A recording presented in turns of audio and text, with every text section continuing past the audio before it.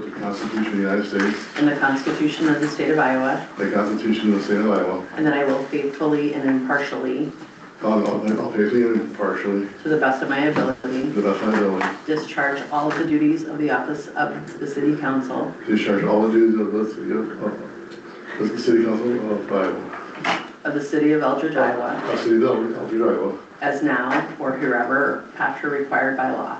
is here, is now, and hereafter Required by law. required by law. All right, congratulations. Thank you. Thank you.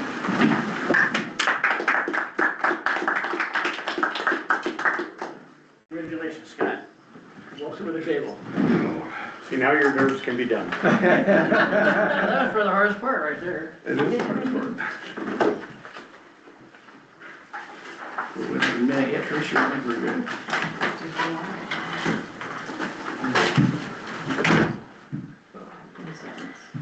I do have the owl on, so I recorded them. Yeah, then we're good to go. Everybody. All right, it's 6 o'clock, and I'd like to call the February 2nd Elbridge City Council two-day whole meeting to order with roll call, please. Ashcraft, Present. Blackwell, Present. Dockery, Present. Yossi, Present. LaPlante. Present.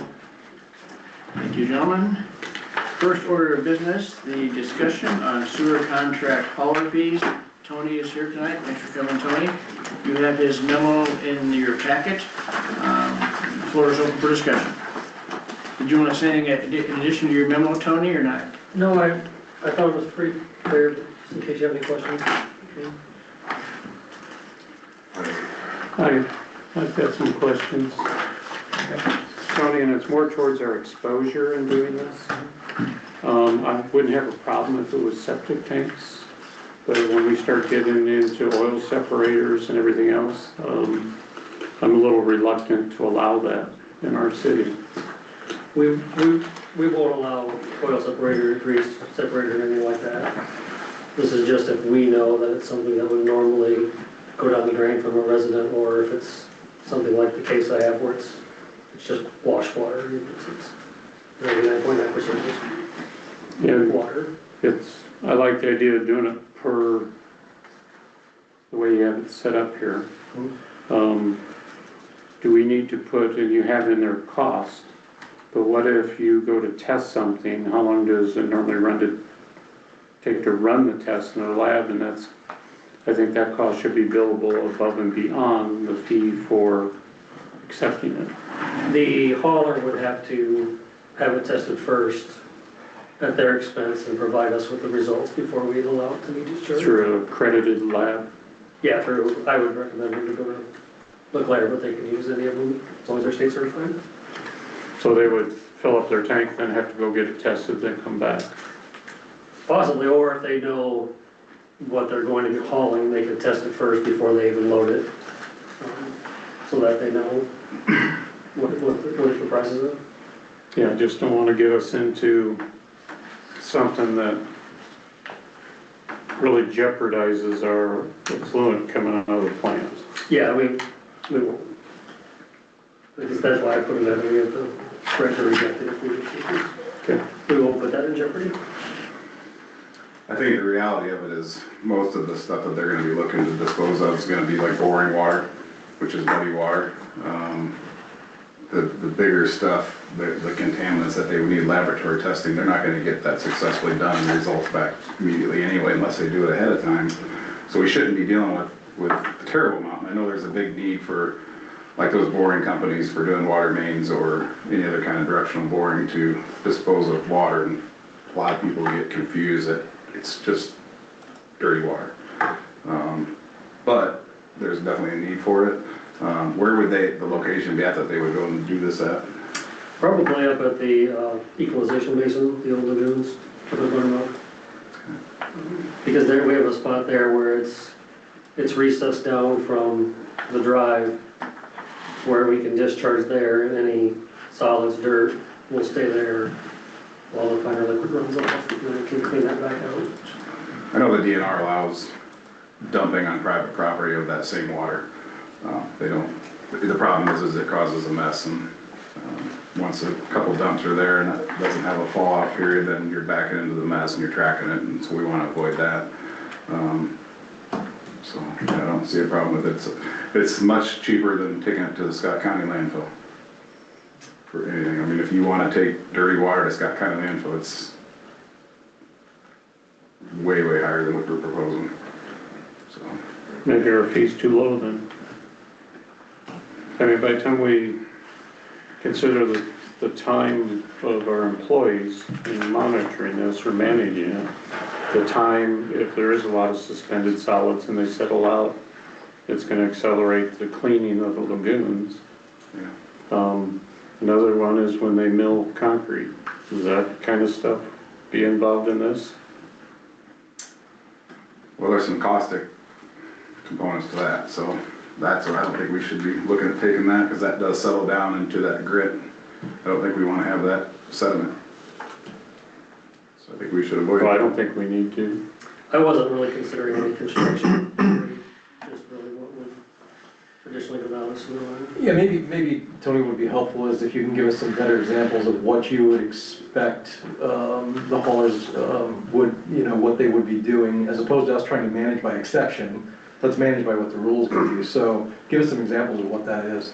So really, just like the example in the memo about, the wash water, another one would be, on occasion if a contractor is doing sewer work on a sanitary main, they have to vac out as they're doing the work. So they'll vac what's coming down the main, and then they'll put their pipe back together, and then they'll open it back up again. So it would be what was already in the sewer main. But that's something that they can't just discharge anywhere, so. Okay. If you've got underground and you've got utilities, fiber, anything down there, they can't just use excavator to pull it out. You've got to get water in there, and basically you're pressure washing it down and sucking the water back out, the dirty water. It's a safer way to not have a lot of costly damages to undergrounds. And then, A lot of these companies, they'll do 2 or 3 full tanks a day if it's a large enough project. And Tony, in your memo, if I understood correctly, it's going to mirror something like Davenport's doing, where just be within the city limits that Right. we wouldn't take anything from outside, correct? Would it be advantageous to open it up for like a revenue process, or would our system not allow that, or is that something that we just don't want to look into? The reason I didn't open it up is because it's the Eldridge residents and businesses that pay for the sewer plant expansions. So if we're allowing somebody outside the city limits, they're using something that all of you pay for. Okay. So, that's why we keep it within the limits. Even from a revenue making process, it just wouldn't, I think you'd have to have figure out what that cost balance is. okay. Yeah. Mine's based off of our current sewer rates plus the amount of labor I thought it would take Sure. to do the process, so. Okay. And then would there be any, if it's just within here, with it just being within city limits, how many times a year do you think that would even get utilized right now? Because we're not looking at porta potties, like from Eldridge Fest or anything like that. And those tanks are quite big, so if they came out and they did any cleaning regarding sewer work, I mean, is that enough for them to keep it in Eldridge itself, or would they move on to another project and maybe use Davenport's facility? Yeah, they would move on. I mean, this could possibly be used once every 5 years. Okay, It's just to have that option when something like this comes up to help out our Eldridge businesses.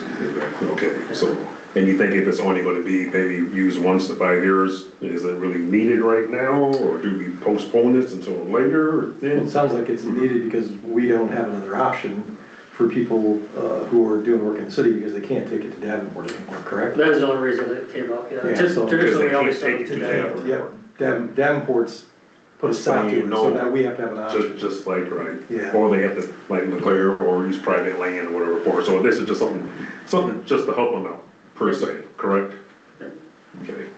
You definitely don't want to open it up to the public. There was times in the last year that contractors in the Quad Cities were driving to Clinton to dispose of dirty water. Really? Because there was just nowhere viable to dump it. Yeah. Tony, I'd probably say, I like the way you laid this out here, other than I do 20 cents. not the 15? Yeah, that was just a recommendation from what I saw. To have a little extra in it, plus then if it's over a time period, I'd also put in a minimum charge. Mhm. Because if they don't have that many gallons, but it still consumes your staff's time, we need to have a minimum charge too. Okay. Whatever that would be. I'm sure the answer is no, but there's no environmental impact on this decision. Yep. Not everybody in the world is honest. Right. That's why testing's critical. Well, we have to verify. I might want to make sure. Right, precisely. Do you have enough information, Tony, to go forward and work on an ordinance or a resolution with Jeff? Or Yeah, I concur with Jeff, get a minimum and, everybody's okay with the suggestions Brian made and we're on board there? If Lee doesn't remember, the audience had a question, is that open for discussion or no? Mayor? Say that one more time, I'm sorry, I didn't hear you. No, I didn't hear you. No, oh, okay, there's a member in our, Go ahead, there's a Jim. member tonight who wants to I got you, thank you. address us. So, Does that include any back truck? Can be dumped as long as it's back here in the city? yes, if it meets the standards, yeah, if it was back. It must, it all be tested ahead of it? Unless we know exactly what it is, yes. And that's why I think it says may be required. So if you know they're boring holes for underground, then there would be no need for, especially if somebody physically watch what they're doing. It's the other stuff that will get tricky. Sometimes their contractors will work for us too, so. Well, like backing the sumps in the catches, would that be tested? The storm catches, we wouldn't allow that to go into our sanitary system, You would not allow it? no, because it's gonna have rocks and leaves and debris and everything else in it. Same as backing when you're doing a sewer system. When I'm talking about backing the sewer, I'm talking about backing the actual wastewater that's coming down the pipe as they're working on a section of pipe. I'm not talking about backing the dirt, I'm talking about backing the actual wastewater that would normally be flowing down the pipe. But Instead of doing a bypass where you're pumping out of the hole around and down the next manhole, a lot of times with all the vacs now, they just stick a vac down there and vac it as they're working. Right, but would they not get a lot of rock around the pipe that was put there when the pipe was put in? The boring I'm talking about for utilities and that does have the potential for having some rock in it, yes. Traditionally, what you see is that a lot of it ends up getting caught before it gets ejected from the tank. But a lot of it, the vacuum just doesn't, I mean, it will suck up some rocks, but not a great deal. But is it possible? Yes. So maybe that's something that's not allowed then if that's the case. I don't know that I'd allow, we probably wouldn't allow the backing of the dirt excavation part. No, it would just be the actual wastewater. So you're talking just basically treatable sewer? Yeah. So we're getting to that, back to that and septic tanks within Pretty the much, city? Yeah, because that Des Moines sheet in there, yeah, we don't want anything with industrial waste or any of that kind of stuff. Right, that's why I only put a box around the ones that we would accept. Okay. If you have a good plan, you have an understanding of it, we're all on the same page, so we can bring it back to us next meeting here whenever you want to do that. Good? Awesome, thank you. Next, fiscal year 27, match levy and budget. That information was in your packet, there's also an update, and I think Nevada will be walking us through this. Yep, so you should all have a couple of updated sheets from what was in your packet. One of those is the tax levy options. There was just a misprint on the numbers. Some of the digits didn't carry over, so you see the fiscal year 24 budget number, dollars updated.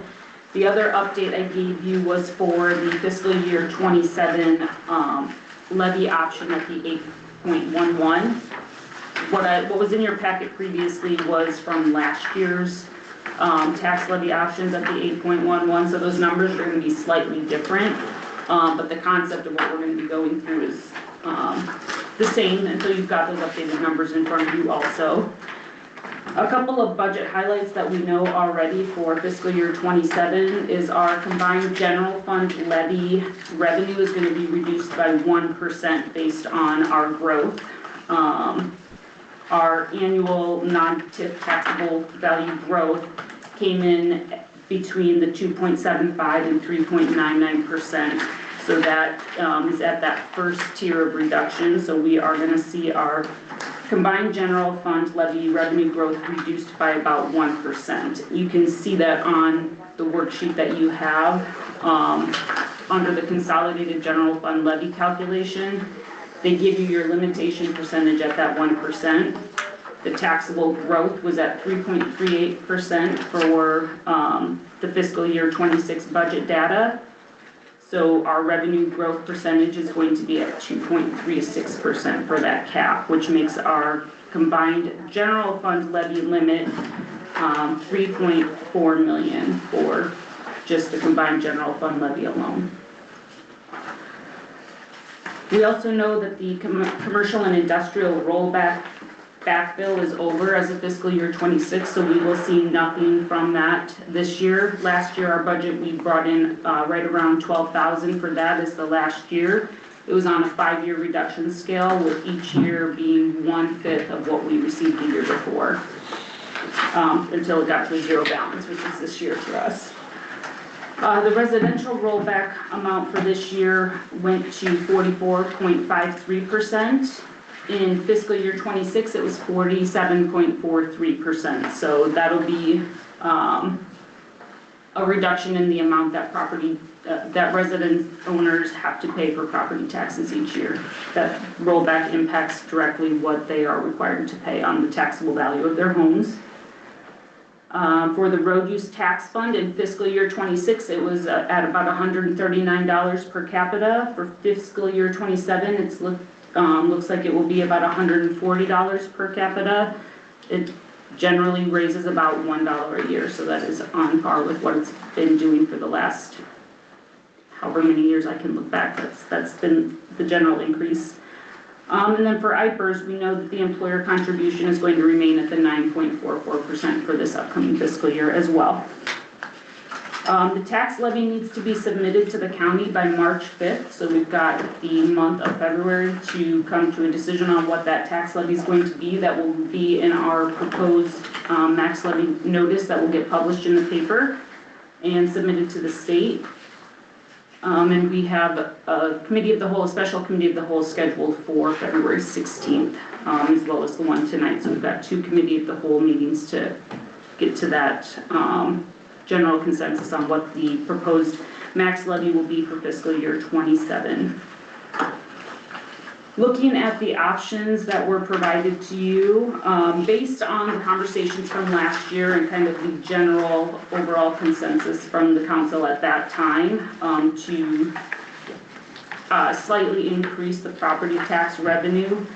The option number 1 that was provided to you looks at a recommended max levy of 8.13 based on last year's tax levy of 8.11.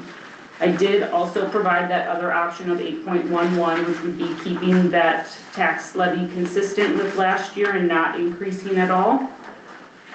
And then you should have a couple of extra pieces of documentation in your packet that shows what the tax levy has been over the past few fiscal years back to 2021. And then again, that tax levy option sheet that you have, which shows you what the rollback percentage was each year. And it also gives you a general breakdown of what you would see with the tax levy, anywhere from $7.96 to all the way up to 8.19 for fiscal year 27, and then highlighted is that 8.13, which is that recommended option number 1. Just another item of note, which would be something different this year compared to last year. When we have that combined general fund levy cap for what we can bring in just the general fund levy property dollars alone, we do have some other levies that we're able to work with a little bit to maintain our tax levy rate, since we are capped at what can be brought in under that combined general fund levy. Last year, we worked a lot with our liability, property, and self-insurance costs. We are able to levy the amount of dollars that it takes to cover all of our liability, property, and self-insurance for like our employee benefits or any self-insurance for any of our coverages. That can all be covered by property tax dollars, so we can levy that. We did put a slight increase on that this year, under option 1, with that being at $365,000 for that levy. But this year we also looked at changes that we can make with the debt service levy. One of the bonds that we have, and it would be the page right behind your certification of city taxes worksheet, that shows the different options that we could move around for the debt service levy. We do have the YMCA bonds, which are paid for from debt service levy and from this local option sales tax. So if we put more on the debt service levy to get to that equal tax rate with which we had last year, we would be taking less out of our local option sales tax fund, which would then free up some more general fund revenue and allow us to meet that same tax levy rate that we had last year or slightly increase it. So with each option, the 8.11 and the 8.13, I included that debt service levy model to show you what the change would be. That far right corner being what would be raised from debt service levy, and the column immediately to the left of that that's highlighted in blue would show you what would be coming out of the local option sales tax fund based on what we would be taking from the tax levy.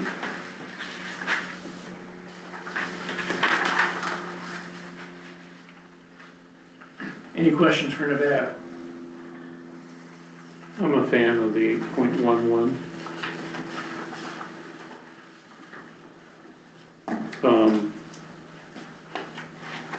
Each penny's $5,000. So the difference between the two and our general revenue would be $10,000. If you look at the impact to residents, they're still going down, correct? Because Because of the homeowner's rollback? Yes. Yeah, I'm just saying for our max levy setting, I don't think we should increase it from last year. Because there's some things, you know, the community center, we know there's gonna be a savings there. If we go 811 versus 813, that's 10,000 to be made up. I think there's room in a $4 million budget to come up with those little increments. I mean, we're just talking about setting the max levy. Then we have to get through the nuts and bolts on how we do that.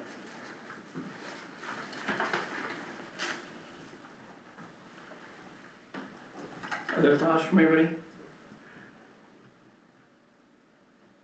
It's, excuse me, that's what we pretty much stuck to traditionally.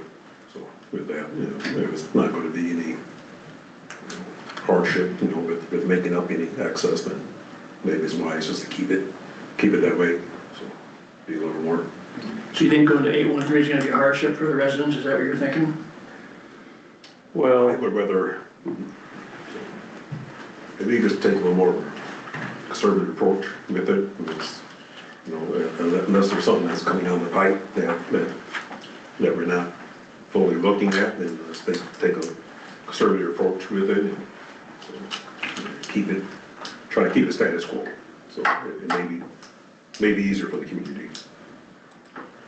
I guess I'm not sure I understand why. So help me understand why that small amount's gonna be easier for the community.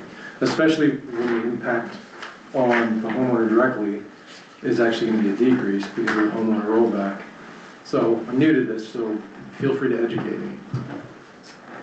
it's principle of me, my principle of, I don't want to raise the debt levy when we're only talking 2 cents, which isn't that much money, especially on the back of community center that we're saying we're going to do this and save money.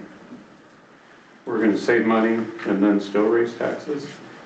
When it's Well, we're only, not raising them a lot. This is incremental. We've talked in the past about needing to raise taxes incrementally because ours are so low compared to other communities. I don't really care about the other communities and what they do. I'm just looking at the value to our residents for what we tax them. And I think for 1 year to leave it at that same 811, to me, makes a lot of sense. From my perspective, I have to compartmentalize the community center out of the way. I mean, we haven't, at least in the discussions that I've heard, we haven't talked about saving the city a whole lot of money yet, the citizens a whole lot of money yet. In fact, that's yet to be revealed. We don't really know what's going to happen there based on this RFP and anything that we may be required to do in conjunction with who might end up leasing the property. I guess maybe I'm looking at it just a little bit different, since it is such a small amount. And I get the principle because I'm not a big fan of seeing tax levies raised, but because it is such a small amount, should we not be progressing slightly so that we're trying to at least show growth as our community continues to grow, so that we're not taking bigger chunks off in the future? I'd rather see a modest piece of growth, and again, I'm new to this, so if there's something here that I'm missing, please enlighten me. I'd rather take some modest bites if we can, as opposed to being forced to take larger chunks in the future. Well, first of all, we're not a bank. The function of city government is not to bankroll money. I don't think I implied that. If we have an intended use for the expenditure, we've always raised it. But just to raise it 2 cents because we're lagging behind, we've had some substantial tax increases in the last 5 years. So again, I didn't imply that we were a bank. That was not something that I was. But you said, shouldn't we have moderate increases? Unless we have a purpose for those moderate increases, I don't think we should. But I think we probably do. We haven't even gone through the process of strategically forecasting what our expenses are going to be for the coming year. I mean, if you want to take a look at the community center, then let's take a look at what we might be having to do with the fire department, depending on what lane that goes down. We could certainly look at in fact, from what we heard at the last meeting a week ago, we are definitely going to have an increase in expenses in the fire department one way or another.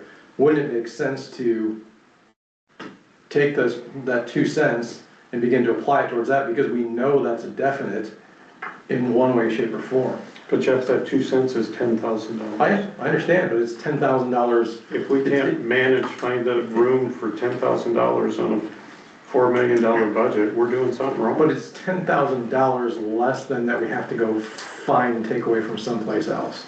We don't even know what that might be. We haven't seen that. Right. Yeah. I'm just saying, at the end of the day, this is max levy. At the end of the day, I think we as a council be wise to keep our levy at that $8.11. And yet the impact to the homeowner is gonna still be decreased, so they're not going to feel anything. In fact, what they are gonna feel is gonna be a benefit, correct? Well, first of all, the taxes are the homeowners and businesses' money. I understand that, but that's not what I'm asking. The impact that they're going to feel is actually going to be a decrease because of the homeowner's rollback. Is that correct? That's correct, right? That is correct. Yeah. And rightfully so. So we would be providing them with a potential decrease while also being able to a very small amount, and I agree, a very, very small amount in the grand scheme of the budget, but a small amount that could enhance amenities to them as citizens. So, wow, that's a win-win situation. Disagree with you. Okay. It depends on how you want to budget. If you want to figure out how much money we can get and figure out a way to spend it, or you're going to want to figure out what we need and levy the tax to pay for that. My guess is, we're gonna get a budget and there's gonna be our department heads are gonna have a need list. And so you're gonna Wish say, list. so you're gonna whittle it down. So you haven't seen it yet, but you're already saying, we're gonna whittle it down. I'm saying we need to go through that wish list to see if it makes sense to the taxpayers. And we're talking about $10,000 difference. And I'm kind of with Jeff on, I don't have a vote on this, but I'm with Jeff on this. I mean, we're talking 10,000, we need, I think that we can judiciously use that $10,000 to fund projects or whatever that we're gonna need to do. And I don't think we're gonna find wishes. No. I think we're gonna find needs. Yeah. I think wishes are much more grandiose, and I'm probably gonna be on the same page as you. I mean, there's lots of wishes I'd love to see happen for the city, but $10,000, I can only imagine, we're probably gonna waste $10,000 in having a discussion about this over the next few meetings. But there's gonna be some sort of need or two that we're gonna be able to apply to this pretty quickly. With the fire department being one, and potentially the community center being another, potentially. So I look at, and you're describing wants versus needs, and that's exactly how we need to budget. So I'm not so much focused on the department operational needs, because again, we can go look at those, cut where we need to, give them what they have to have, but my biggest focus is the infrastructure. We know we've outgrown this city hall, how many years ago? Yeah, right. That's coming. We've got Leclerc Road to the east coming. We got Buttermilk Road coming. We've got Lincoln Road coming. We're gonna have to go out for bond, and my hopes is that we could be incrementally getting ahead of it proactively rather than reactively focusing on just keeping that max levy down. If it's a small increase, if it is only $10,000, I would rather have those small incremental increases and not have to go out for bond when all these necessary projects are coming, because at the end of the day, people pay taxes for their services, roads, and parks, over and above everything else, over and above community centers. We need to have that money available, and if we don't do those incremental changes, we're gonna be in the same position where we've had to raise taxes at a higher increase within 5 years, because how many years before that did we not have those incremental increases? I agree. I think principally, Brian, I think I'm right with you from a principle standpoint, but because this is such a small incremental amount, that it makes sense to go ahead and kick it up this time. Because we can, and we know that we will have some needs that will utilize those funds, and it won't be such a big jump as Ryan was just talking about. But principally, I agree with you. But in like Ryan's scenario, $10,000 isn't gonna make a bit of difference. It's a drop of water going down the river. Would you rather have that $10,000 to not have to cut an expense someplace else? I would. I'd rather take the revenue if I could. If we've got that cap, and we don't use that cap when it's available, then next year, we're still limiting ourselves. So if we took that small increase this year, and then next year we use that same increase with that max cap, we're gonna be in a better position than if we just don't utilize it this year. Am I wrong with that or not? Again, I'm still wrapping my head around all this. Say it one more time, Ryan. If we don't use that max levy, doesn't that associated with our potential 2% cap, Nevada? So we are already for sure at our max levy. We're needing to find other ways to be able to increase to even stay at the same tax rate, which is where the debt service or the liability comes in. What we don't know is what legislation is going to do next year. There's going to most likely be a cap. It's going to be different than what we're seeing right now. So It might be an overall cap, And it's not looking good. and we won't have the room in these other areas such as the liability and property or the debt service. We may not have the capabilities to be able to adjust those to still get the tax dollars that we were getting before. We just don't know what the tax reform is gonna end up being. There's a lot of things on the table, and a lot of them do limit our ability to be able to work outside of the combined general fund levy, which we're able to do right now. Is the expectation that the legislature will, their reform will impact next year's budget? Is that? I mean, I think that is anticipated, that That's what that the will expectation continue to go down either the same legislation we have now, where they're using this tiered rate to determine what our revenue limitation is going to be. Or there will be some sort of new tax reform that is very similar to what we have here, where there is some sort of a cap or a limit on the growth that we can get in general. There's a talk of 2% cap across the board. That's just what you'll be able to get, which is less than this year. This year we got limited to 2.36. If they do a hard 2%, that is going to be 2% and will likely impact maybe not necessarily the debt service levy, because we will have a little wiggle room with that based on how we have our setup. But it could impact the ability to be able to adjust that liability and property, because we will be capped at a 2% increase across the board, not just in the combined general fund levy. So there are things that we need to be aware of with the unknowns of the legislation for tax reform. And another thing to consider is for the fire department, we know that in the past they mirrored what the county set for the levy at the 0.60750.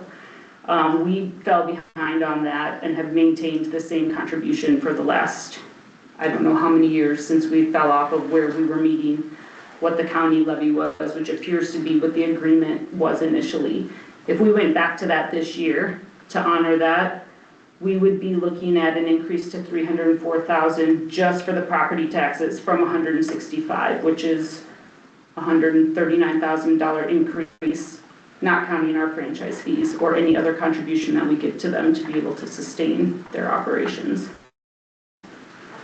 And that is just to honor what the original agreement appeared to be. In looking at the historical contribution documents, that tells us that we are going to be $139,000 additional this year.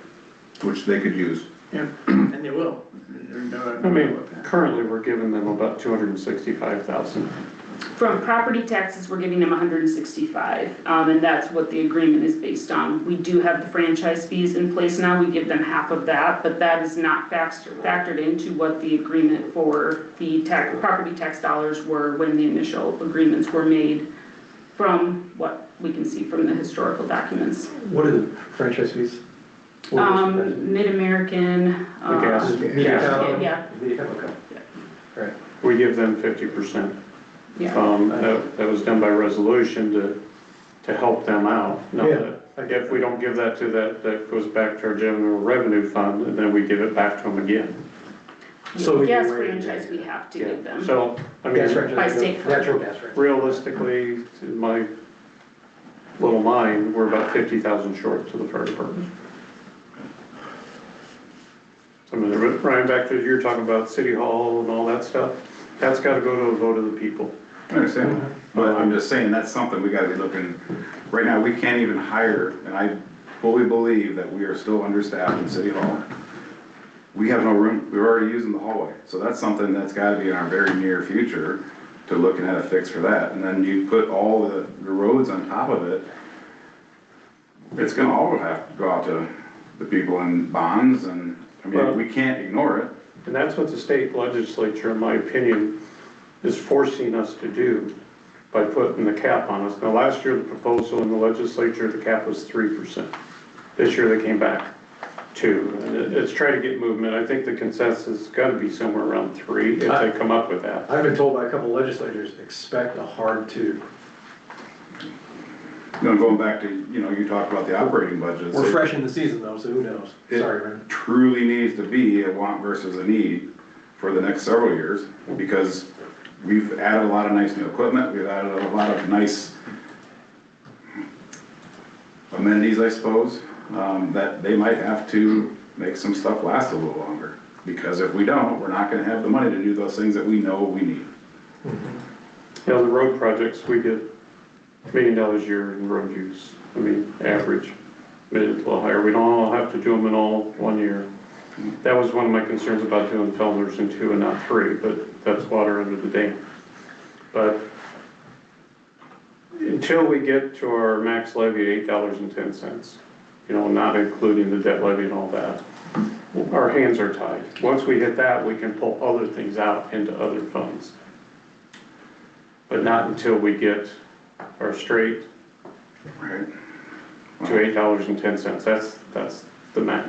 Somehow, when Lincoln Road goes through and we're able to do that, that project cannot wait. We cannot afford to have somebody get hurt or killed out there. But that's what the legislature wants us to do, and it's we put this in the paper, that's the dumbest idea. They're forcing communities to go out and bond these projects and pay interest.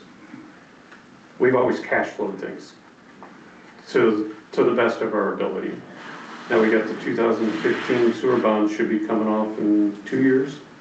This is the fiscal year 27 will be the last payment on those. Okay, so. You don't mean real cash flow, you mean we've always budgeted. We don't take those projects out of cash flow. We cash flows like sewers. Some of the sewer debt we're paying from enterprise funds. So we try to limit how much we have to go out and bond. Okay. So yes, we are taking funds and paying off debt versus going in debt on 100% of the projects. We're funding, backfilling some of our things with sales option tax. Which, if we didn't have that and we went everything through a bond and put it on the taxpayers through the debt levy, we'd have that sales option tax to spend on this other stuff. I think I'm tracking, okay. Well, and we're gonna probably be in a position to use some of those reserves to complete some projects too. Well, and that's a viable use for sales option tax is to reduce debt. We've used it for years. If we get down within a certain, we could be within $100,000 of balancing the budget and not raising the military. We took sales option tax to give relief to the taxpayers. That's a viable thing you can use those funds for. I just think out of principle, to me, the max tax levy this year should be the same as last year. Scott, you have any thoughts? Yeah, I agree with the idea of not asking more from the taxpayers than we really need, but I think a lot of them will look at this saying if we go up to 813, that's a $50 swing, they're gonna, or whatever it is for their property, they're gonna say, why didn't they go for that tax rate? So they're gonna say, that's gonna keep more money in my pocket, even if it's $50 to $75. And I again agree with you, let's not go to the next level, but I think they would look at this chart, they're gonna say, why didn't you go, to 813?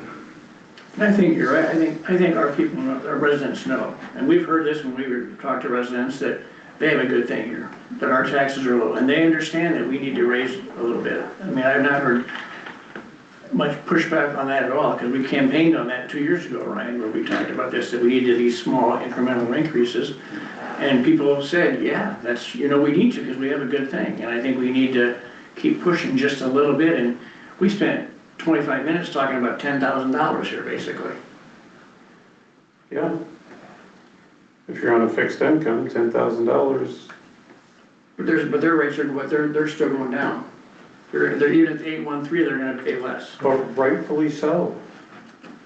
But you also have to look at the big picture too, Brian, I think. I do look at the big picture. We get over $1 million sales option tax.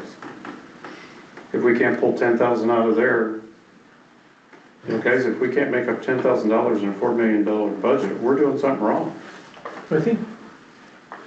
I assume we can. I mean, I haven't gone through this process yet, but I assume we can. I deal with multi-million-dollar budgets every day, and finding $10,000 in a multi-million-dollar budget should be fairly easy to do. But why cut from something else if it's not something we have to do over such a small amount? We're not cutting, we're raising. No, I'm talking about out of another budget. Why find that expense and take it away from what's likely going to be a need just to cover this gap? We don't know those numbers yet until we actually go line item by line item through the budget to see what was expended compared to what was appropriated. That's true with this whole discussion though, right? Yes. Right? So for me, it makes sense, it makes sense since it's such a small amount to put it to the good, put it towards something that we know we're gonna need, some of the things we've already talked about, and still be able to hold our heads high and say, we've done our best to keep this tax levy as small as we can, and still point out to the homeowner that they're seeing a decrease because of the rollback. That is just from one piece that I would recommend considering perspective wise is the rollback changes every year. We could get in a position where the rollback goes the other direction and impacts the homeowners in a different way, and we would also be in a year where we didn't make increases and have to in that same year, which creates a bigger impact rather than doing smaller increases where the impact to the homeowner because of that rollback this year is still going to result in a decreased impact to them personally on a financial level. We don't want to get in a situation where we have to increase to meet the needs, and it happens to be a year where that rollback is also negatively impactful to the homeowner when we could have increased on a year to stay ahead of those. I mean, because the operations are going to increase, the cost of operations is going to increase year to year. We know that, and we know we've got the fire department conversation and some big projects that are out there. There's that opportunity here to make some of that difference, whatever that amount is, and a year where the rollback is still beneficial to the homeowners for their personal financial impact. Just something to consider. The legislature's also talking about doing away with the rollback, putting a $350,000 limit on a resident. So what the legislature does, we can't control, nor do we know what they're gonna do. All we can do is go, what money do we need to run this city? What's the levy gonna take to do that? It's not like we have cash flow problems. We got plenty of reserves to keep moving on for a year. But then what does that do to those future projects What do you mean, future projects? that we know we've got coming? Well, this 10 cents isn't good. No, but if we wait for everything until the very last minute, then that's gonna be a larger increase or a larger bond or a reactive state. We're gonna have to do some very, very cautious planning. Can't spend it all in 1 year. We're gonna have to prioritize our projects. We do it tonight and the next meeting because we have to submit it. Well, we'll start this for half an hour now, we're $10,000, and I think everybody makes great points. We'll have to discuss this again at our next meeting and finalize it at that point in time, correct? So we need to think about it, and I think we've had three or four different opinions, and we're talking $10,000. Adrian, what's your thoughts? You haven't really Well, spoken about Scott, we're that. talking raising taxes. What are your thoughts, what direction? Sometimes you have to raise taxes, Brian. You have held us way down here for a long time, and that's been your mantra, and I respect that totally. Well, Scott, I've always supported raising it if it made sense. Now, in this equation, no one yet has talked about the increased valuation in the city is going to raise revenues. It's not like the same 811 from last year is going to generate more revenue this year. I still maintain that our residents, and I maintain that our residents think they have a really good deal with the tax rate that we have and the taxes that they pay, and they understand there's gonna come a time they're gonna need to pay a little bit more for those services. And you've seen the cost of everything go up, and we haven't even seen the budget that Public Works is gonna have for the things they're gonna have to pay for. You know, that might be a need, I don't know. But I believe that our residents understand that we need to have a small incremental increase. I could be wrong, but that's what I believe. John, Mr. I just, like I said before, I thought the 811 was sufficient, and we were looking at just $10,000, you know, as a drop in the bucket. If there's a benefit to the taxpayers, and they see a reduction, the times, the ways they are, and things are going up, maybe that's the route to go. Just to go back and forth with it. And we know, we have always been, you know, you guys know, you guys been here, and, you know, and And Scott, you're new to the council, but you've been a resident here. We've always taken a fiscal responsible report here within the city, and we've done great things, and we're the third largest, you know, community in Scott County, I do believe, and I think we're still the third, or maybe the fourth, lowest tax rate. So by taking this conservative approach, we've done great things, you know, but honor that taxpayers, knowing that, hey, these guys are watching out for us. Now that little bit, and what you guys are saying, if it's gonna be beneficial, then hey, you know, I'm, you know, not here to debate, you know, back and forth, because you got better things to do with that, but, I think we're taking those conservative approaches, you know, what we've done with, you know, years past, you know, we still provide, was able to backfill where we needed to be, and I think the community respected us for that, so. But I can see either way, though, guys, so, you know, you guys make good points. So, and then adding Nevada, you know, what you mentioned too before, you know, good years, rollbacks bad, so we just don't know, it's, can't foresee the future too, and possibility, if that's gonna help and address this, you know, then maybe it'd be wise to increase it a tad bit. And It's kind of your comment saying I've kept them flat for good. I didn't say flat, you kept us low, and I respect Kept them that. slow, but if you look from fiscal year 21 until now, we've had over a 20% tax increase. It was necessary, obviously, right? I'm not opposed if it makes sense, but the 2 cents in this case doesn't make sense to me. And I No pun respect- intended. And I respect that, and it makes sense to me, no pun intended. Well, I'll agree with you, we talk about the rollbacks. If we were in a situation where there wasn't that benefit of the rollback, where the homeowner's already gonna see a reduction, even at 813, I would probably go the other direction of keeping it at 811, so they have less of a hit. So, I mean, but we just unfortunately have the benefit this year of that rollback. And that is just the city's portion of the tax bill we all receive. I mean, in years past, the school district has dropped, ours have gone up, and we've looked at all that. But what we're talking about is just the city's portion. We don't know what the county's gonna do, what SEC's gonna do, what's the school district's gonna do. So just because we might be a little lower, our final tax bill might be higher. It's the way that- In the past, so if you've taken that all into consideration in the past, Brian, how has that worked if you've got the city's got a deadline to hit? So are we gonna have that information from the county and the school district prior to the time that we have to make a final decision for admission? We had that, we really looked into that deep with the funding and the bond for the Y. Okay. You know, and with the facility tax at the school districts, we looked at everything combined because we had the time, because the rest of it was already out on the table.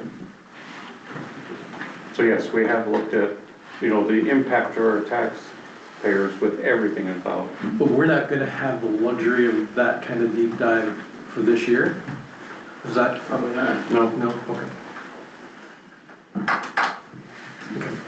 Well, good discussion from everybody. We'll come back and rehash this out again in 2 weeks. So what's the process then? So in 2 weeks, we'll go through this in committee of the whole, and then at some point, we vote when?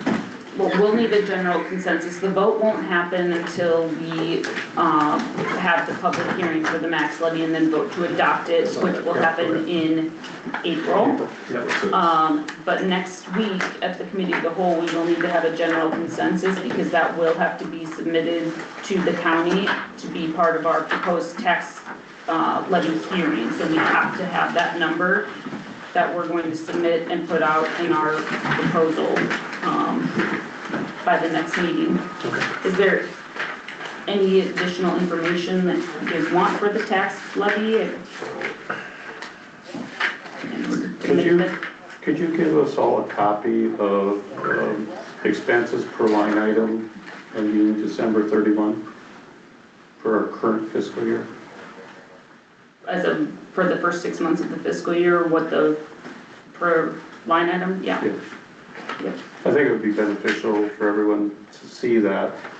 I mean, the challenge of all this is we're creating a crystal ball for 6 to 18 months out. We don't know what's gonna happen there. But, it's throwing a dart at the wall in some things. But let's see where we're at on our line items to see what we've expended. And when we get into budget, they'll do projections out for year end, and those are just merely projections. Sure. So, And when we see those in the banner, Tony, what did you guess? I'm working through them right now. So. Any more questions?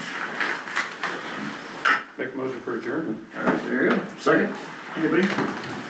Aye. Aye. Sorry. After I gave the second. Motion carried. Somebody says.